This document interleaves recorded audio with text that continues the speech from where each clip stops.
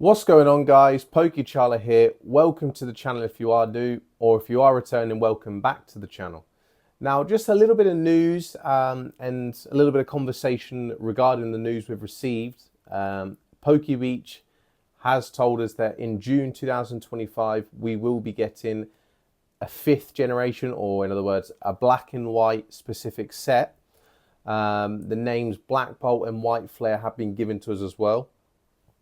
And I just wanted to have a little bit of a conversation as to why we might be getting this, and also how we can use this information to perhaps predict other sets down the line. Now, the reason why people might be saying, well, basically, guys, this set looks like it could be a 151 style set in regards to the fact that it's a generation specific set. And it would make sense. I mean, 151 was a very, very successful set, one for the ages, really. And it makes complete sense that Pokemon release another gen-specific set.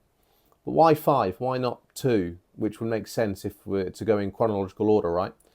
Now, there have been rumours of the Switch 2 should be coming out, the Nintendo Switch 2, the console, the portable handheld console, if you guys aren't aware, should be coming out in 2025.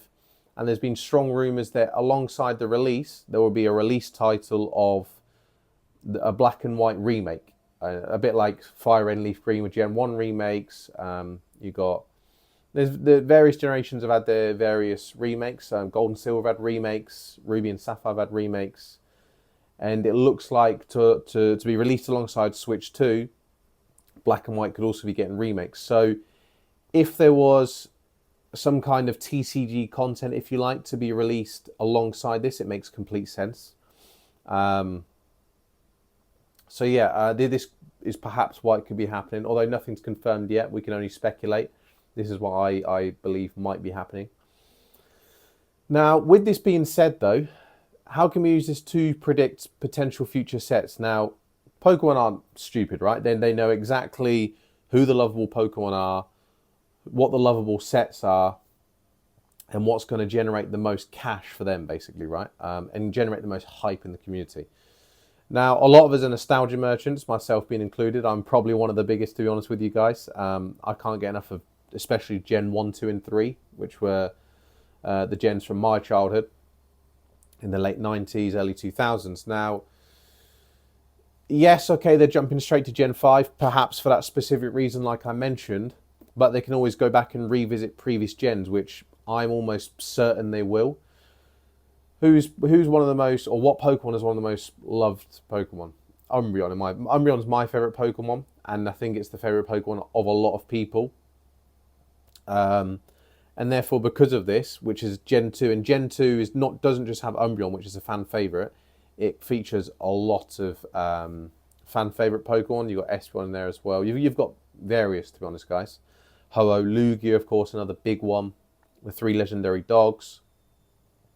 Celebi, the list goes on, right?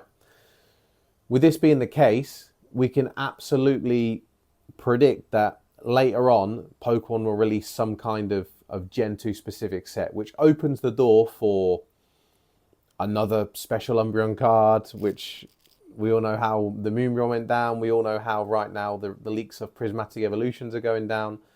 The Umbreon cards always seem, even from the past, you've got the Gold Star Umbreon card, which is crazy. Even way back to its very first holo, the first edition holo, the original Moonbreon, if you like. They're all very, very, very expensive cards.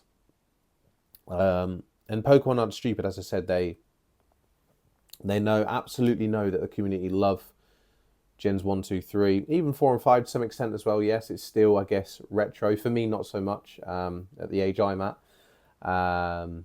But they'd be very naive not to kind of capitalize on the fact that the community does love Gens 2 and 3 as well. And not, if they are going to go down the route of releasing gen-specific sets, not also releasing a set that is purely Gen 2 or Gen 3 as well, as that's, in my opinion, probably more love than Gen 5. I'm not saying Gen 5 isn't. Me personally, I don't have as much attachment to it as it was when I'd grown up a bit and wasn't as big a lover of Pokemon as I was when it was sort of Gen 1s, to be more specific. So yeah, guys, this is kind of my opinion on things and how we can maybe, perhaps based on the leaks we get, based on the news we get, perhaps predict the route that Pokemon want to go down. And I think it's a good thing. I love Pokemon 151 specifically. I thought it was an absolutely brilliant set. It's what got me not fully back into the hobby, but I've always liked Pokemon. I've always kept my eye on it, on cards, on games, etc. But what really got me back into things, and perhaps I have all this, is 151, to be fair. And I think a lot of people are in the same boat. So there's almost like, that's almost like the flagship product, if you like, of these gen specific sets, right? I think it's a good route to go, and I think it pleases a lot of people. When we have your mainline sets, for example, Surging Sparks, as we've got up there, it has a lot of Pokemon that I like Pikachu, for example, which are Gen 1 Pokemon.